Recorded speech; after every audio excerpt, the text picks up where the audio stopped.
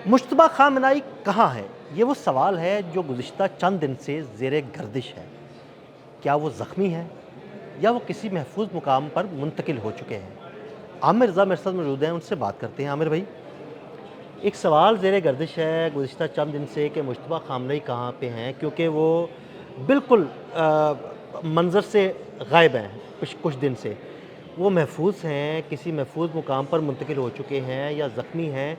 क्या आपकी ख़बरें क्या कहती हैं? देखिए, पहली बात तो ये है कि ये ख़दशात जो हैं ये अमेरिकन प्रेसिडेंट ने पैदा किए। उन्होंने जब ये बात आज से चंद दिन पहले कही थी कि मुश्तबा खामनई हमले में शदीद ज़ख्मी हो गए हैं, उसके बाद नेतन्याहू ने भी यही बात दोहराई और एक प्रोपेगेंडा किया गया कि शायद मुश्तबा खामनई पर हमला जो है वो कामयाब रहा है। और उसके बाद कभी ये जो इजरायली अखबारात हैं ख़ासकर वो ये कहते रहे कि मुश्तबा खामनई जो हैं वो शहीद हो चुके हैं, या मतलब वो जिस तरह से लिख रहे थे, लेकिन इसकी कंफर्मेशन जो है वो नहीं की जा रही है।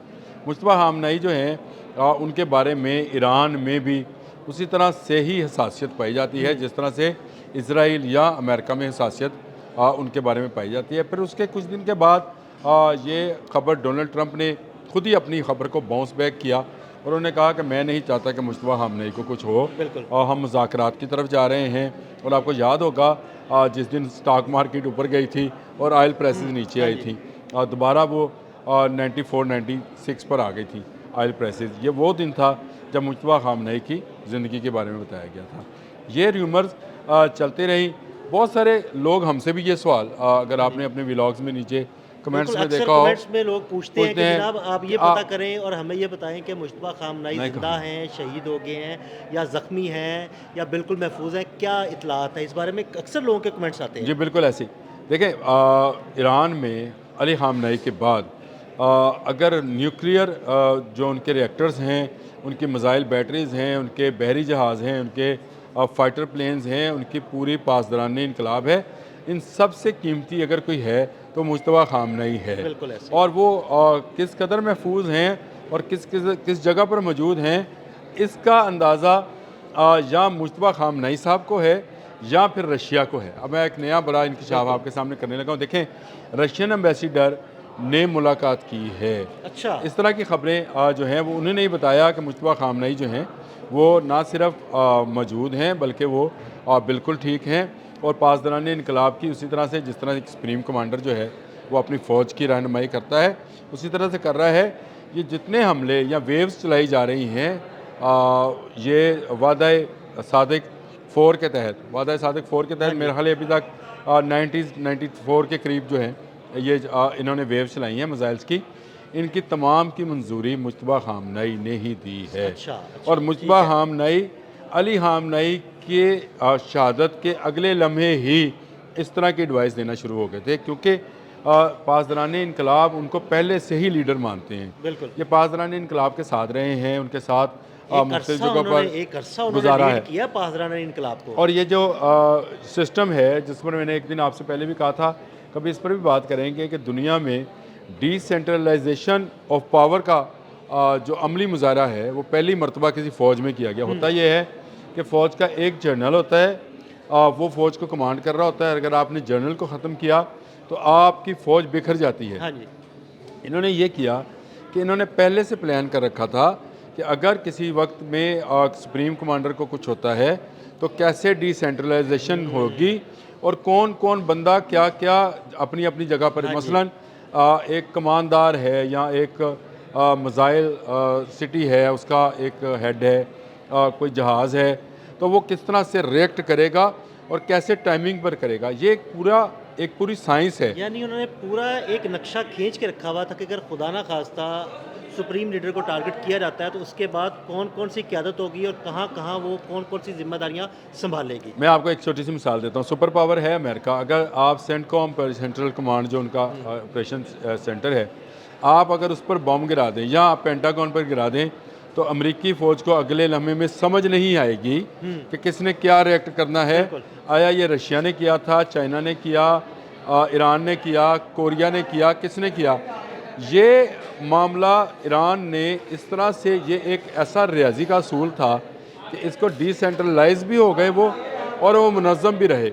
कौन किस वक्त पर कौन सा जवाब देगा ये पहले से तयशुदा था। सही, बिल्कुल। ये एक ऐसी कहानी थी जो पहले से लिखी गई कि अगर हम पर हमला, देखें जो कौम 25 साल से जंग का इंतज़ार कर रही इंतजार थी, करी, तैयारी कर रही है, अपनी भरपूर तैयारी मैंने की इसीलिए लफ्ज़ बोला है कि वो इंतज़ार कर रही थी आएँ और हम पर हमला करें। उन्होंने। बिल्कुल ईरान ने कोई मौका जाने दिया नहीं। कहीं पर। अमेरिका को, जिसको वो बुज़ुर्ग शैतान कह के अली ख़ामनेई, ये बुज़ुर्ग शैतान को जो है उसने कभी ये ना किया हो कि ललकारा ना हो, बिल्कुल ललकारा। कभी उसकी जो सुपरमेसी जो वो वर्ल्ड में दिखाना चाहता था, उसको अगर किसी ने आगे से जवाब दिया है तो रशिया से पहले भी ईरान ने दिया। ऐसे ही है। वो तैयारी में थे और उन्होंने ये डिसेंट्रलाइजेशन जो है उसके बाद अली ख़ामनेई के बाद मुश्तबा ख़ामनेई जो हैं उन्होंने इसका अमली मुज़ाहरा करके दिखाया है। और रशियन एम्बेसडर की जानिब से ये बयान आना, इसका मतलब ये है कि वो एक ऐसी महफूज जगह पर या ऐसे कमांड एंड कंट्रोल सेंटर के अंदर मौजूद हैं जहाँ पर बैठकर वो ना सिर्फ सैटेलाइट के ज़रिए तमाम पूरी जंग को ऑब्जर्व कर रहे हैं, देख रहे हैं, उसका नक्शा बना रहे हैं और फिर ये भी कह रहे हैं कि भाई कहाँ, कब और किस वक्त हमला करना है। मैंने आपसे बहुत अर्सा पहले भी ये बात कही थी, ईरान के पास कोई सैटेलाइट नहीं है, तो किसी ने तो वो कमांड एंड कंट्रोल सेंटर बनाकर, देखें अली ख़ामनेई, मैं ये कहूँ तो अली ख़ामनेई ने इसलिए इनकार किया था। देखें एक 85 साला बुज़ुर्ग जो था, अगर वो इस तरह से किसी कमांड सेंटर के अंदर बैठ भी जाता तो शायद वो उस तरह से मुतहरक, क्योंकि वो एक मजहबी शख्सियत हाँ थी, जी। ये एक जर्नैली शख्सियत है, बिल्कुल। ये मजहबी शख्सियत तो है ही मुश्तबा ख़ामनेई, लेकिन इस पर गालब रंग जो है वो जर्नैली का है। तो एक जर्नैल के लिए अपने कमांड एंड कंट्रोल सेंटर में बैठना जो है वो बड़ी बात होती है। मैं आपको सिर्फ एक छोटी सी मिसाल देने लगा हूँ। हमारे ज़हीर अहमद बाबर साहब हैं, ये जब जंग मई होती हाँ है जी।